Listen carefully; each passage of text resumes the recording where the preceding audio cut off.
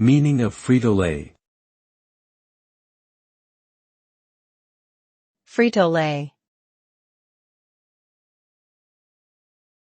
Frito-Lay.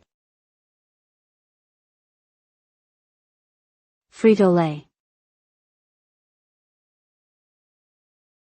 Frito-Lay. Frito-Lay is a brand name of snack foods that originated in the United States. The name Frito comes from the Spanish word for fried, while Lay refers to the company's origin as a manufacturer of potato chips. Frito-Lay produces a wide range of snack products, including corn chips, tortilla chips, potato chips, and pretzels. The company was founded in 1932 and is now a subsidiary of PepsiCo. Frito-Lay has become one of the largest snack food manufacturers in the world, with its products sold in more than 200 countries.